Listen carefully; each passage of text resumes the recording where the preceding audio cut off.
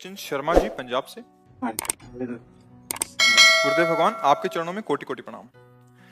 गुरुदेव, अन्य युगों में कई तरह के चमत्कार होते थे। अपने शरीर का आकार बदल लिया जाता था, कभी भी कोई गायब हो जाता था। ऋषि महात्मा अन्य युगों में चमत्कार सबके नहीं होते थे।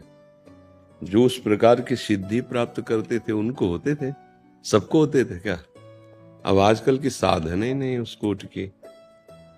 पहले जैसे सुनते थे कि ऋषियों के पास उनके मार्ग भ्रष्ट करने के लिए अप्सराएं भेजी जाती थी, सुना है आपने? अब जरूरत ही नहीं। समझ रहे हमारी बात?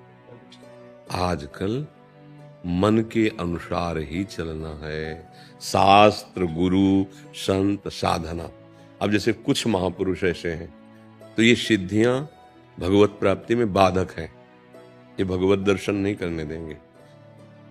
जब कोई भगवत मार्ग में सच्चाई से अग्रसर होता है तो इंद्री द्वार झरोखन नाना, बैठे देवता करि करि थाना, आवत देखें विषय बयारी, तुरते देह किवाड़ उखारी। पहला काम करते हैं, देवी माया से पीड़ित होकर हर देवता अपने अपने अंगों पर विराजमान हो जाते हैं और जहां उसके अंदर जो वासना रही वो सामग्री सामने फेंक देते हैं भोग की, और स्वतंत्रता, और उसके लिए कोई बंधन नहीं, क्योंकि वो परमार्थ का पथिक है ना। अगर वो सच्चे गुरु का चेला नहीं है, उसे युक्ति पता नहीं है, तो समझेगा कि भगवान तो बाद में मिल जाएंगे और माफ भी कर देंगे। गिर गया, अब कोई सिद्धि नहीं आएगी। अब अगर उसको क्रॉस कर गया, किसी भोगों को नहीं भोगा, तब आगे ले रिद्ध सिद्ध पेरे बहु आई, बुद्धि लोभ दिखावे भाई, होए बुद्धि जो परम सयानी, तिंतन चितई न अनहित जा।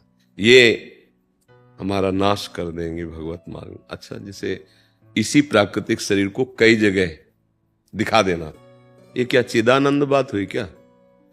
ये तो जादूगर भी दिखा सकता है, काट के नहीं दिखा देता। कई कितने जादू ऐसे आश्चर्य में। ये कोई जादू, ये सिद्धियां जैसे एक पर्वत में प्रवेश कर गया, एक ही समय में कई जगह वो बैठा हुआ है, दिखाई देगा सिद्धियां हैं, लेकिन उस सत्य वस्तु की जो परम बोध प्राप्ति है वो रुक गई। होय बुद्धि जो परम सयानी, तिंतन चितई ना अनहित जानी। इनसे हमारा अनहित हो जाता, हमारा जो भगवत प्राप्ति, जो मोक्ष पद, जो ब्रह्म बोध, ये रुक जाए। तो जो मार्ग के पथिक सच्चे हैं वो इनको क्रॉस कर जाते हैं। आता है जैसे आपकी जो योग्यता है उसके अनुसार आपको पुरस्कार मिलेगा ना, वो सुन नहीं अंदर आता है। नहीं, हमारा लक्ष्य प्रभु की प्राप्ति है, सब उसको ज्ञान है। एक सेकंड में आपका एक्सरा करके बता सकता है, ऐसी सब ज्ञान, प्रयोग नहीं। ऐसा थोड़ी कि है नहीं। अगर कहीं विषम परिस्थिति पड़ी या कहीं विशेष, जैसे भरद्वाज जी समस्त सिद्धियां थी, कभी प्रयोग नहीं किया, लेकिन जब भरत जी अयोध्या के पूरे परिकर के साथ पहुंचे तो एक ऋषि के आश्रम में इतनी व्यवस्था कहाँ हो सकती है? 2-4 जन आवे कन्नु, फिर उन्होंने कहा कि अतिथि तो बहुत बड़े आए हैं भरत जी महाराज, और पूरी अयोध्या भगवान राम के प्रेम में। तो फिर कहा आज तक तो तुम्हें स्वीकार नहीं किया, आज तुम सफल हो, जाओ समस्त अयोध्या वासियों और भरत जी के लिए ऐसी व्यवस्था करो, देवराज इंद्र के पास भी जो वैभव ना हो। ऐसा किया, वर्णन आता है। लेकिन भरत जी और भरद्वाज जी दोनों असंग रहे। ना भरत जी ने किसी सिद्धि के सुख को स्वीकार किया और ना भरद्वाज जी ने। अयोध्या वासियों की ये दशा थी। अब चूंकि महामहिम सिद्धियां है, ये दशा थी कि कभी इधर ललचा जाता मन, तो कभी भगवान के वियोग में हाराम करके रोने लगते थे।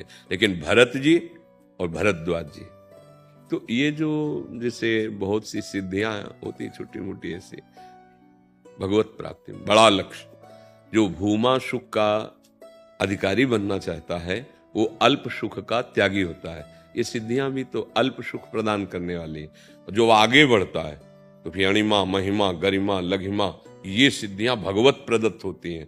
ना चाहते हुए भी उसका वैभव, उसका तेज, उसका यश, उसका प्रकाश, वो चाह नहीं रहा, वो अपने आप होता है, अपने आप हो रहा है। जैसे पुष्प में सुगंध आ जाती है तो भौरे अपने आप आ जाते हैं, वहां कोई चिट्ठी या कार्ड थोड़ी भेजा जाता है। वो भागवतिक होता है, उसकी स्वेच्छा नहीं होती है। अगर स्वेच्छा से सिद्धियों को स्वीकार कर ले तो उसका भगवत मार्ग रुक जाएगा। आप समझ पा रहे? और कुछ प्रश्न? भवसागर से मतलब पार पाने का यही उपाय है, राधा नाम जपने।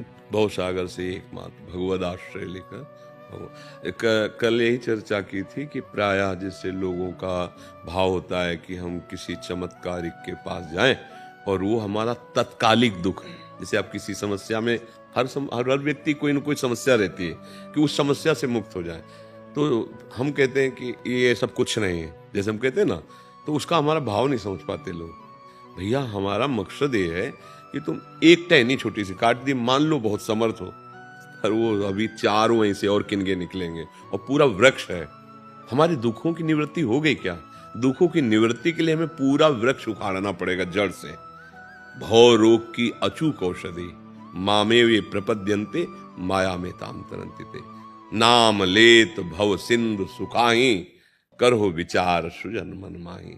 अय सुजन मन में विचार करो, भगवान नाम लेते लेते सारे पाप नष्ट हो गए और भव समुद्र सूख गया, आवागमन से मुक्त हो गए निरंतर नाम जपने से। अब इस बात को ना समझने के कारण, जैसे एक ज्योतिषाचार्य जी आए थे, क्योंकि जैसे हम प्राय कह देते हैं भाई हाथ की रेखा अगर तुम देख रहे हो तो तुम अपनी देख लो और इतने महान बन जाओ कि इन रेखाओं को बदल दो। बदल सकते हो आप, क्योंकि मनुष्य जन्म मिला है। अब हमारी सत बात को ना समझने के कारण उनको लगा कि ये तो ज्योतिषाचार्यों की निंदा हो गई। नहीं, ज्योतिष शास्त्र सत्य है, ज्योतिष शास्त्र सत्य है, लेकिन वो क्या बताता है?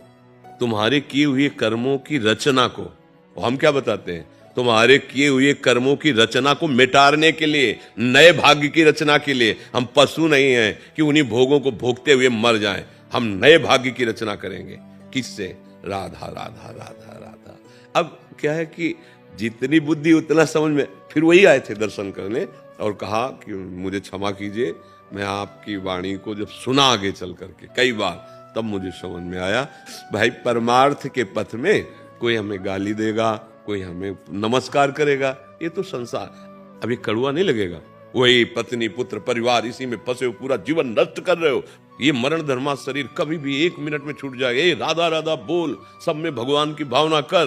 अब ये बात ना आगे वाली नहीं समझी, पीछे वाले बाबा तो ये संतों के पास जाए, अपना आग्रह दुराग्रह छोड़कर वो जो कह रहे बड़ी सूक्ष्मता से समझे तो बात समझ में आ जाएगी।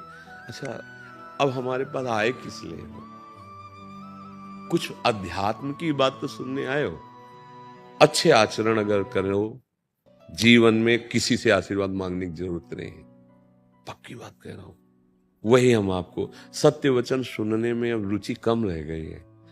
अगर सत्य शास्त्रों की वार्ता, सत्य वार्ता सुनोगे तो ऐसा नहीं, कलयुग वहां है जहां उसके आचरण है। शराब पीना, मांस खाना, व्यभिचार करना, परिस्त्री गमन करना, हिंसा करना और स्वर्ण चोरी। अगर ये 5 में एक भी है तो कलयुग है, और अगर ये नहीं है तो नहीं है। आप बोलो यहां क्या कलयुग है? अपने लोग सब बैठे हैं, क्या कलयुग है?